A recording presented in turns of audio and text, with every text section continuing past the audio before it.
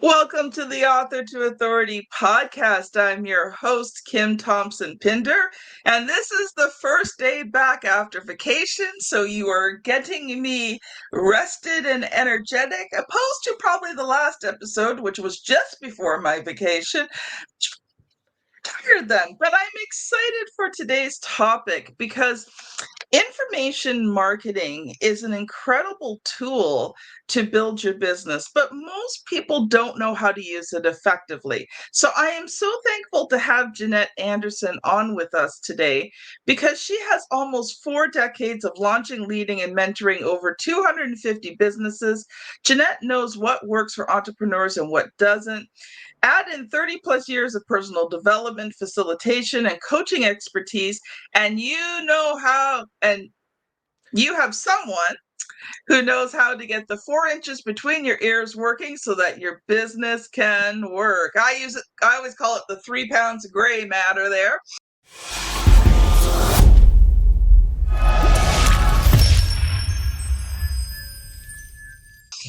Jannette, welcome to the show. Hi, Kim. So great to see you. Thanks for having me. So, Jannette, let's just, dive into this just a little bit because I think the obvious question is, what is information marketing and what would you see as the biggest mistake people are making? All right. Well, the simple version of information marketing is when you provide value to your people by educating them on something so that they get to know you, like you, trust you. And so that can be in the form of many, many forms: ebooks, checklists, masterclasses, all sorts of different kinds of ways of conveying the information. But it gives you a chance to add value, be seen, and kind of to establish that rapport and expertise and credibility. So that's the short version of what it is. And one of the biggest mistakes I think I see is, there's probably a few. I would say people don't provide enough value at times, thinking that they don't want to give it all away. But I think the biggest thing is they don't take a step back from their solution that they're selling. They don't have something that is the step before, so that they have it as part of the customer journey. They're not clear on that customer journey and where this fits into it. I love it, Jannette. And you know what? I just looked down at your name there and I realized the Mature Preneur Maverick. Love it. Delicious titles. Everybody who listens to the podcast on a regular basis knows I love delicious titles. This is why I named to myself the Extraordinary Word Ninja. Yes. But, even that, Jannette, is a form of information marketing because it's attractive, it grabs attention, people will remember you by it, and it's that little piece of information that just gives them that little hint at who you are and what you do. So I love that, Jannette. Thank you. Yes. Yeah. It is educational, even in the title. Almost like you said, almost everything is part of our branding, positioning, our marketing, right down to what do we put on our Zoom name. Love it, love it. Well, I'm 53, so I'm starting to hit that sort of maturepreneur stage. So, but I've been an entrepreneur a long time, and I love it. It's the thing I want to do. It's who I am. It's my calling, and I think no matter whether you've been an entrepreneur or whether you're thinking of being an entrepreneur, it's never too late to start. Exactly. It's never too late to start, and it's always an option to keep going. Just as a little kind of aside, what a lot of people don't know is that the vast majority, at least 65% of people over 55, cannot afford to retire. And a good portion of the rest of them don't want to. They want to continue contributing. Nowadays, people don't want to spend the next 20, 30, 40 years just knitting or golfing. They want to contribute, make a difference, share their expertise, which is why it's valuable to learn about information marketing and how to move into entrepreneurship as a way to earn and contribute. So that's why I'm really passionate about maturepreneurs. I define them as those who are around 55 plus and hashtag not done by a long shot. Jannette, I almost had to laugh because you mentioned knitting. Okay, so I am an avid knitter. I've been knitting since off and on since I was 5 years old. Yep. I just got last few months ago the circular knitting machines, and I've been having a blast with them. But I am so much an entrepreneur. So what I'm doing is I'm making blankets. I'm giving the most away to people that I know, but I'm creating patterns, Uh, creating YouTube videos, and I'm going to be selling the patterns, and I'm building out a YouTube channel. And that's just a hobby. yeah, exactly. Well, see, you can take the entrepreneur out of the business, but you can't take the business out of the entrepreneur. I am the same way. If I drive into a new town or something like that, I am automatically looking for what businesses are missing. What if I was living here, what would I start? Like it's automatic nature. Whatever you do, you got to share it, and you got to help people get better at it because it's just what you do, right? So I love it. And I'm not knocking knitting or golfing or pickleball or watching Netflix, but 20, 30, 40 years of it is probably more than people need. So like just doing that's why there's so many people that are really keen on how do I continue contributing and making an impact, and Yes. again, for most people, also an income.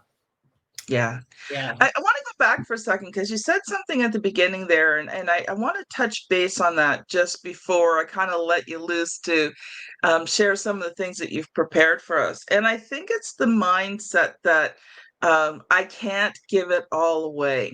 And I Mm, think that's important because, especially in today's world, if you want to stand out, if you want to be noticed, you can't do what everybody else does. mhm, See, I will talk to anybody about writing a book.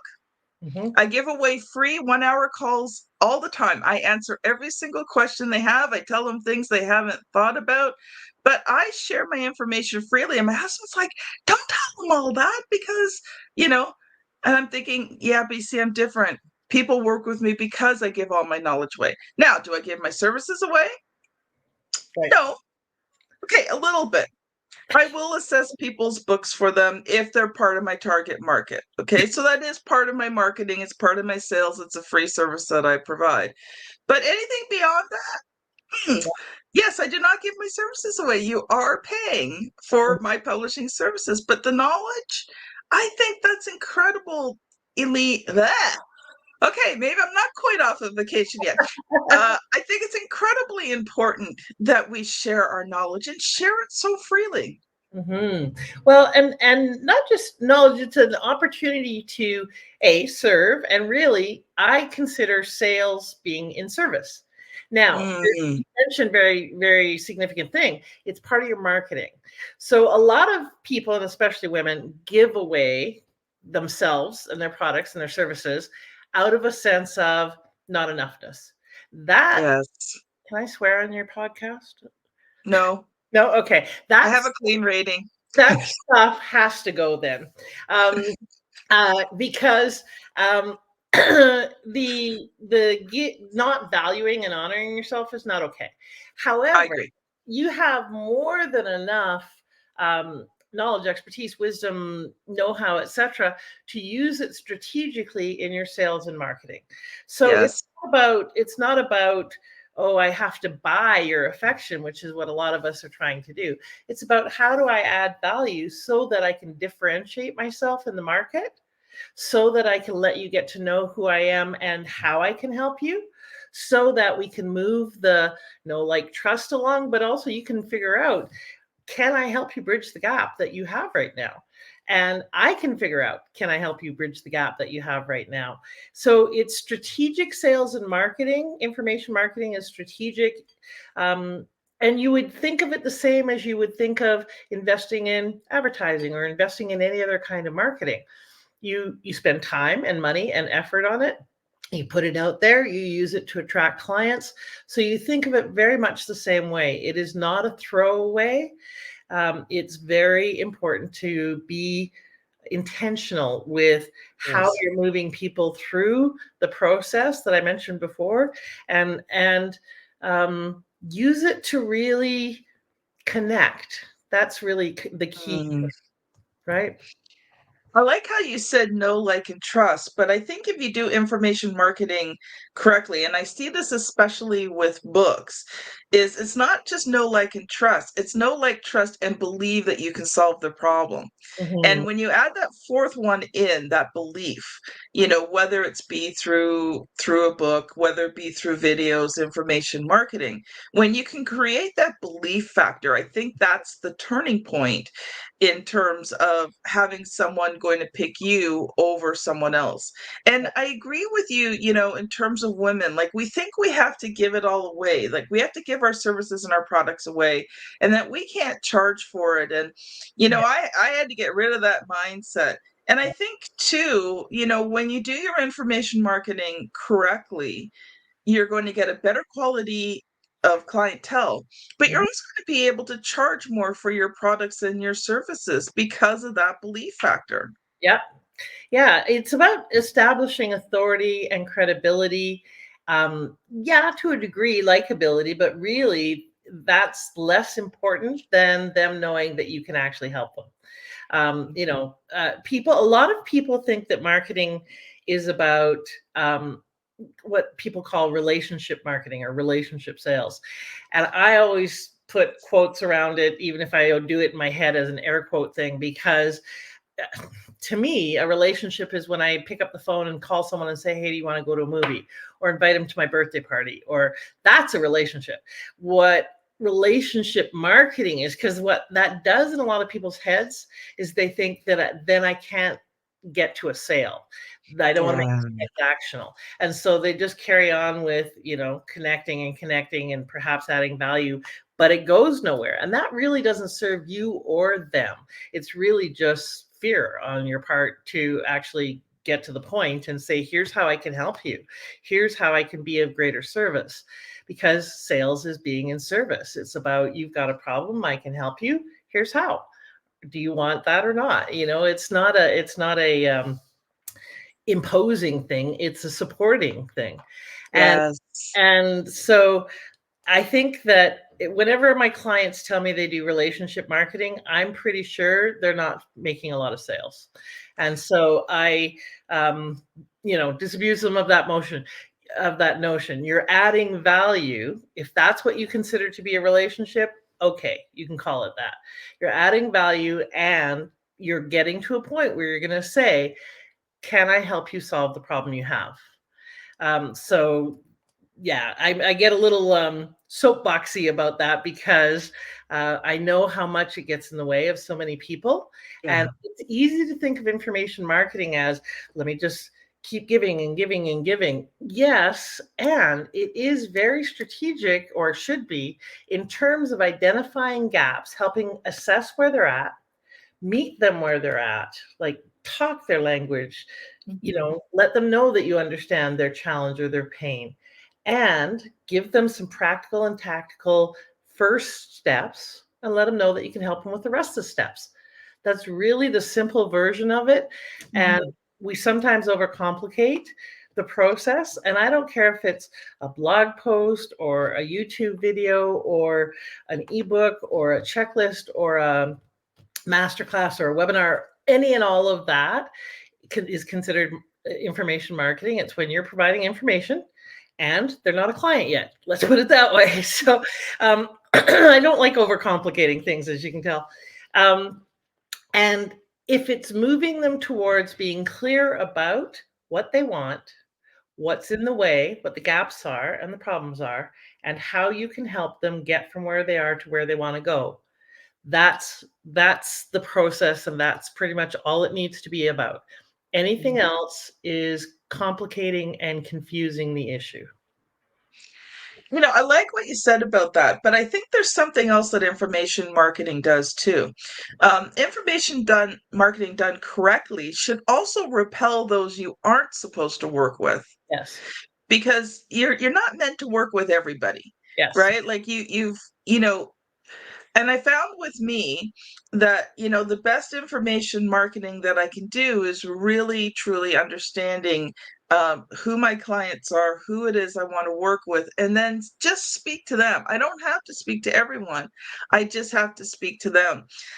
Last summer, I started working with a few specialists for some things that have been developing out an audience. Just so you know, if you are listening to this, I'm not sure if it's already passed or not, but I'm working on some things for you guys that we're going to be announcing soon. So keep your ears open. But actually, you know what the best thing to do is? You want to find out what's going on? Join me on LinkedIn. So look up Word Ninja Kim on LinkedIn. Come, because that's where I post everything. You want to see what's going on? That's the best place to look. But one of the things that was surprising to me last summer when I was working with a specialist is they actually talked to some of my clients. And I've got wonderful clients. The thing is, I didn't have relationships with them before. So you talk about relationship marketing. But since they've been my clients, I've developed amazing relationships with them, and I would invite them to my birthday party if they didn't live so far away. But one of the things that surprised me was not the things that they felt I was really good at, but the priority. That surprised me. And so now that I know that, I can include that more in the things that I talk about when I talk about my company, because all the clients that they interviewed, that was the first thing that they felt was the most important. And I was very surprised. I wasn't surprised that they said it. I was surprised at the priority they put it on. So, really understanding that client is crucial. What was the priority? I have a complete system for writing and publishing books. Yeah. And it is assessed by a project manager. So a project manager takes them through the system.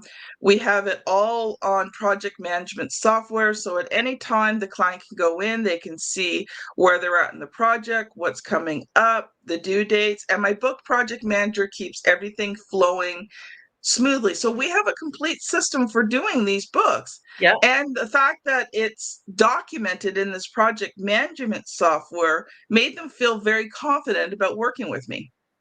Right. Okay. So the feedback that you got was that what they really, really loved and appreciated was how informed and how much of a system you had and how confident that made them. Mm-hmm. Right. Yeah. Awesome. And what's brilliant about that, because I was just going to say this, is you had someone ask them what is important to you.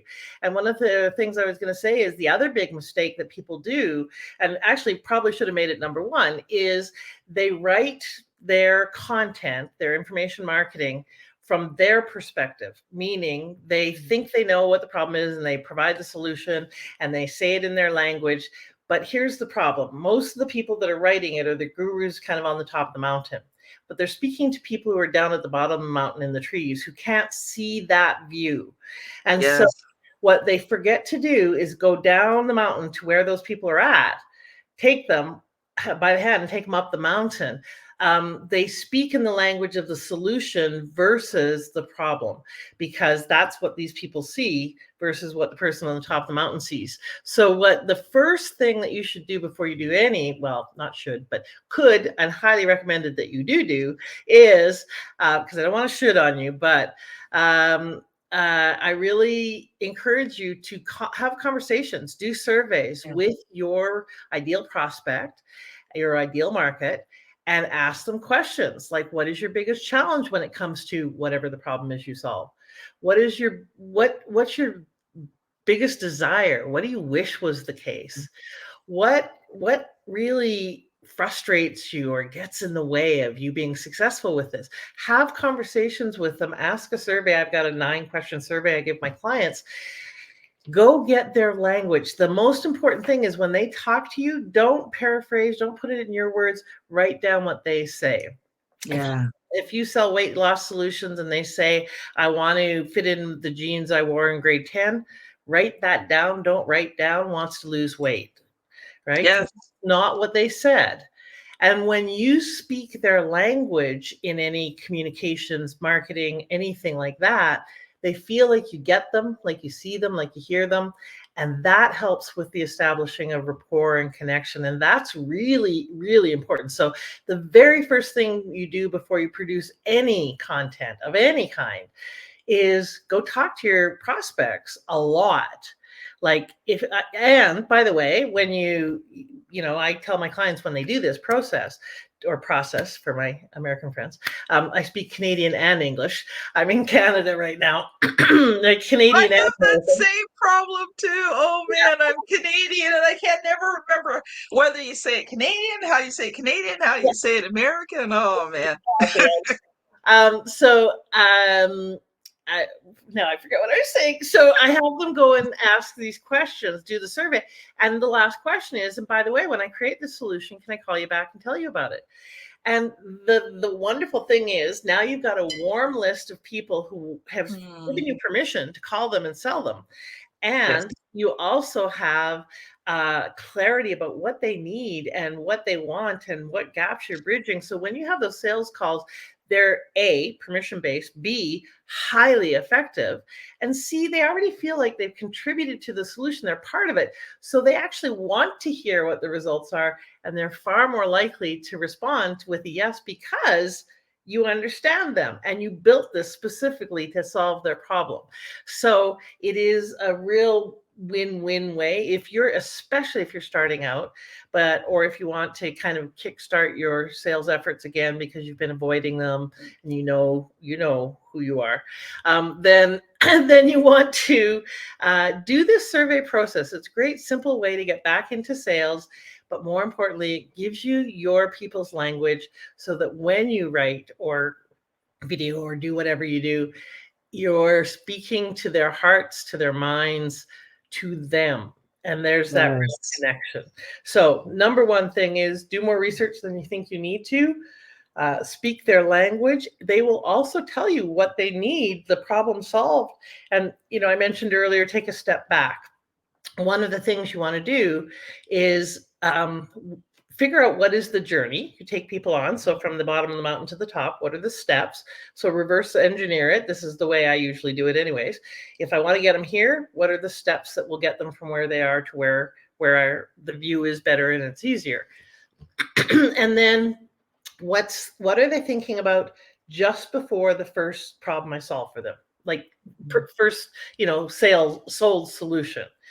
So, for example, if you're a business coach and the problem that you solve for them is helping them with their marketing, well, what's the thing that they're thinking about that is the top of mind pain that they're trying to solve?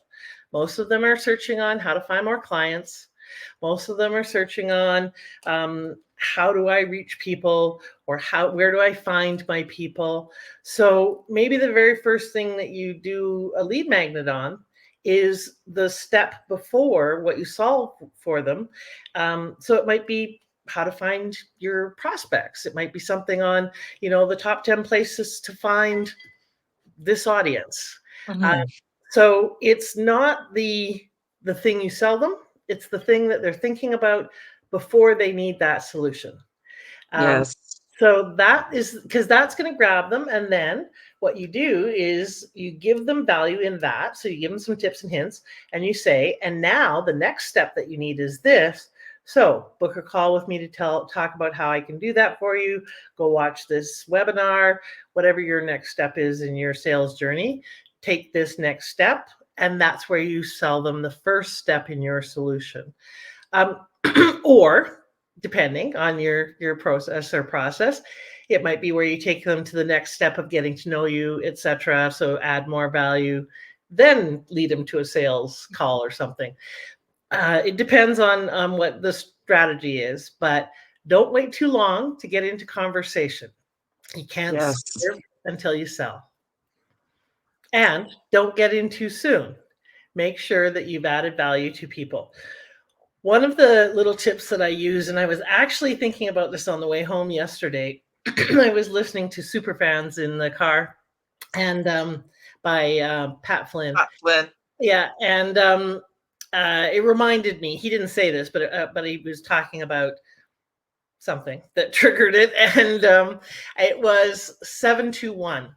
typically in your marketing efforts, you want to do 7 outreaches. So if it's a nurture email sequence, if it's your posts, if it's a newsletter, whatever it is that you do, typically want to do 7 additions of value, 7 kinds of demonstrations of your expertise in providing some kind of value. 2 personal posts, as in getting to know you as a human being, and 1 sale. So, you know, a lot of people tend to do more like 1 and 1. They forget to let people know who they are as a human being. I'm often guilty of that. I forget to do things like personal posts and stuff. And there's, you know, there's still a part of me that thinks, well, why do they care if I'm out at a, you know, line dancing at the Stampede? But it is important. They need to get to know you as a human being. And it's not all about you. It's about them, right? So it's a 7-2-1, tends to be a good combo, a minimum of 5-2-1. Value add, personal content or about you, and then sales, or a call to action. That's what I mean by that. So a request for them to book a call with you, or here, attend this webinar where we're going to pitch you, you know, that kind of thing.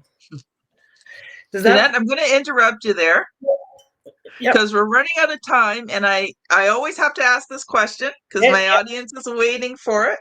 So you have co-authored books, but you've never written your own book. So I'm going to ask you the question that I ask every non-author that comes on the show. So are you ready? Yes, I'm ready. All right. So if you were to write a book to build your business, what would you write about? Well, I'm in the process of it, and that is the rise of the mature preneur, how the face of business is changing. And by the way, it's getting a lot more wrinkled, and that's a good thing. So the book is really about this amazing trend and process that's going on right now of just under 1 billion people flooding into the business marketplace, and no one's paying attention. So that needs to change. And so that's part of what I'm doing. And the book is about that and how mature preneurs can succeed, because there's a number of different obstacles that we face. Mm-hmm. So how do you overcome that? So that's one book. And then there's some others that I have in the hopper. Okay, so the next question is, what has been sort of the good and the bad and the ugly so far of, you know, writing this book for you? Finding time amongst all of the other priorities. I'm, you know, launching a network and a bunch of other things right now, planning a conference. It feels lower on the priorities, you know, scale. It's incredibly important. I want to have it written by the time I do the conference, because we'll have a bookstore and I want to be selling my book. It's the fitting it in is the biggest challenge. It's not the content really. There is also the fitting in of the time to do more research and so forth for that. But that's kind of under the umbrella of time, making time. Yeah. I hear you, Jannette. I hear you. Yeah. Jannette, we've got just enough time left for you to share a final thought. And I know that you have a gift for the audience. So this would be a great time for you to share your final thought and what do you have to give away today? Okay. Well, I'll tell you about the gift first. It's called Increase Your Authority and Influence. Use lead magnets to build your list credibility and cash flow. It's an older, so don't look for high production value, but it's a training course with templates and practical tools to help you create your first lead magnet. It's free. Go to bodacity.ca/influence, and Bodacity is BODA City, CITY.ca/influence, and you can download that for free. Now, here's the key. You actually have to do the program to get the value and create the lead magnet. So I highly recommend that you do. If you don't have, and a lead magnet is just the first thing that you get people to opt into. What I didn't say was one of the most important and valuable parts of information-based marketing is it helps you build your list. And there's nothing more important for entrepreneurs than to be building your list. It is how you get prospects. It's how you build connections. It's how you get known. There are so many values to building that list, and having something that people can opt into, give you their email, they get value. It's a value for value exchange, is one of the smartest things that you can do. Make sure it's something that your audience really wants by asking them. Test out your lead magnet. Do some, testing on the covers, the titles, things like that, so you make sure that it really resonates with them, and then offer it everywhere you go so that people will get on your list, so you can add value to them on an ongoing basis and get new clients and be able to serve them and help them with whatever the solution is that you bring to the market. Love it, love it, love it, Jannette. Oh, this has been awesome. Jannette, I think we're going to have you back because you know what? We were kind of all over the place. It was all good stuff, but man, we got more to talk about on this subject. So we are going to have you back at some point. Awesome. Audience, if you're wondering where to go next, I want to direct you to episode 481. So yes, if you are on your podcast app, you are going to be using that finger to scan back quite a bit. But I promise you another great episode of the podcast, and it's with Jennifer Tamborski, and hers is Lead Generation Unleashed, transforming prospects into profits. If you're on YouTube watching this, you know the routine. My daughter has placed the thumbnail here somewhere on the screen for you to click. Well, it's been an awesome time, Jannette. Thank you so much today for honoring us with your knowledge and skills and talents. Thank you so much, Kim. I really appreciate your passion and your advocacy for people to be really heard and seen by getting their book out there and being the difference that only they can be. So thank you for your contribution in that. Oh, you're so welcome. Audience, have a great day, and we will see you on the next episode. Bye now.